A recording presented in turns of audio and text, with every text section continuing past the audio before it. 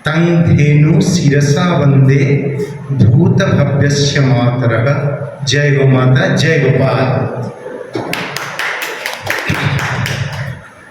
देखिए, गौ विश्वविद्यापीठम, गौ का एक मतलब होता है शास्त्र में से समग्र सृष्टि का एक नाम है गौ।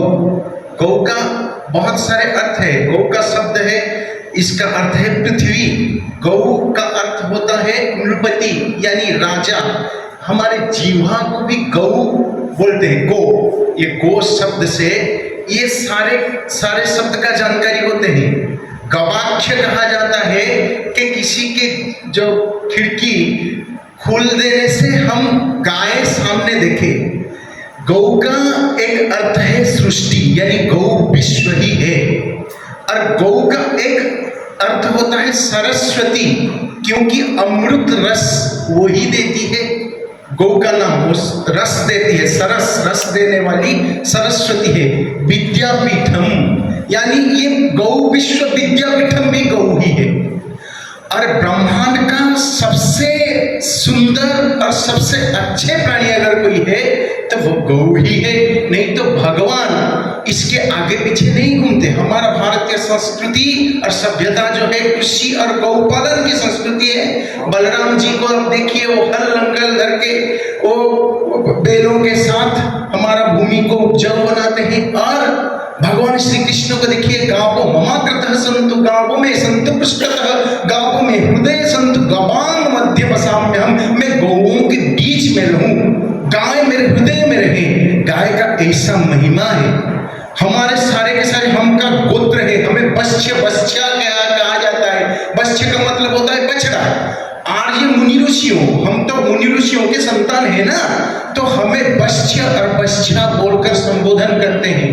गौ का महिमा इतना है कि ये वेद वेदांत स्मृति शास्त्र सकल पुराण नेति नेति न इति ऐसे ही बोलते हैं। इसमें ही इतना महिमा नहीं, और भी महिमामयी है, और भी महिमामयी है, और भी महिमामयी है। लेकिन पृथ्वी का जो धारक तत्व है, जो सप्त धारक तत्व है, हमारा स्कंद पुराण में आया है। गौ भी विप्रेश्च वेदैश्च सतिभिः सत्यवादिभिः अलुब्धैर दानशीलैश्च सप्तभिः धार्यते मही। पृथ्वी का पहला धारक तत्व है गौ। गौ भी विप्रेय ब्राह्मण, वेद, सती नारी, सत्यवादी लोग, अलुब्धे यानी निर्लोभी, और लुब्धे दानशीलैश्च दान देने वाले। ये सारे के सारे पृथ्वी का धारक तत्व होते हैं। अगर इसी में से किसी का संख्या घटेगा तो पृथ्वी का जो संतुलन वो ऐसा बिगड़ जाएगा। इसीलिए हमें चाहिए मानव के रूप में गौओं का संवर्धन हो। गौओं अति प्रसन्न रूप से पृथ्वी पर विचरण करें। लेकिन हम जय गौ माता, जय गौ माता, गौ माता की जय बोल देने से तो गौ माता बचेगी नहीं। हमारे भारतवर्ष का जो इतना ऐश्वर्य, इतना समृद्ध थे कि विदेशी शक्ति बार बार हमें आक्रमण किया और हमें लूटा। तो ऐसे भी व्यवस्था बना दी है कि गाय को हम माँ भी नहीं, आजकल पशु के जानवर के रूप में समझते हैं। गाय जानवर नहीं है। पशवः न गावः, हमारे शास्त्र में जया सर्व भूत भव्यस्य मातरः, गावो विश्वस्य मातरः। हम माँ को, नदी को माँ कहते हैं, नदी को प्रदूषित करते हैं। माटी को माँ कहते हैं, माटी को जहर देते हैं। हम शास्त्र भी हमारा माँ है। भारतवर्ष मातृ उपासना का परंपरा भारतवर्ष में ही है। भारत माता कहते हैं, हम माटी को माँ कहते हैं। हमारा शास्त्र गीता, जय भगवत गीते मैया, जय भगवत गीते। हमारा मंत्र भी माँ है, गायत्री माता है। हमारा नदी माता है, पेड़ों पौधों को हम माता बोलते हैं। और गाय तो विश्व का जननी है, भगवान के भी भगवान है, गुरुओं का भी गुरु है गाय। इसीलिए वो इष्ट का भी इष्ट है। गाय का महिमा इतना भगवान भी नहीं वर्णन कर सकते हैं।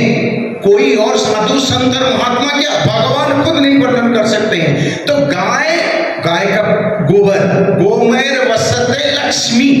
गोबर में अगर लक्ष्मी का निवास है और गोमूत्र में गंगा जी का निवास है, तो इतना पवित्र है कि इनके मल नहीं कहा जाता। गोमयोदकेन उपलिप्य करके हम यज्ञ मंडप को शुद्ध करते हैं। गोबर गोबर का महिमा इतना है कि कोई प्राणी है जिसका मलमूत्र इतना पवित्र होता है? गाय ऐसा प्राणी है, अपने संतान को जन्म करने के बाद वो चाट चाट के इतना शक्ति देते हैं कि 10, 15, 25 मिनट के बाद वो घोड़े जैसा, हिरन जैसा दौड़ने लगता है। कोई है ऐसा प्राणी? अगर गाय के बछड़े को आप किसी गोष्ठ में छोड़ देंगे तो आपको ये देखने को मिलेगा, बछड़ा जाके सीधे उसके माँ के जो स्तन है उसमें से वो दूध पिएगा, लेकिन मैसी का, भैंस का नहीं, और कोई प्राणी का नहीं। हम अगर गाय को अपने पास रखे होते, अपने घर में रखे होते, तो हमारे बच्चे हमें, अब जो हमारा जो वार्धक्य आता है, जराश्रम में नहीं छोड़ देते। मैसी भैंस का दूध पीने से हमारा बुद्धि विकृत हो गया है। गाय का दूध शुद्ध सात्विक है, इसीलिए हमें चाहिए कि हमें गोबर और गोमूत्र का उपयोग कैसे किया जाए, ताकि गोबर और गोमूत्र को हम पैसों में, अर्थ में कन्वर्ट कर सके।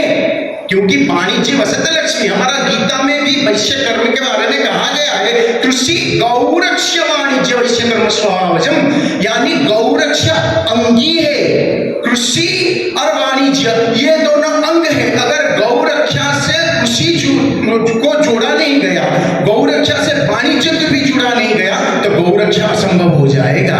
इसलिए हमें अंतर्मन से संकल्प लेना चाहिए कि हम ईश्वर के पवित्र संतान के नाते, धरती के पवित्र संतान के नाते गौरक्षा हमारा कर्तव्य है। हम गौ विश्वविद्यापीठम का वो जो ब्रोचर पढ़ रहे थे, इसमें लिखा है गौ विश्वविद्यापीठम एक संस्था नहीं, एक संकल्प है, एक संकल्प है।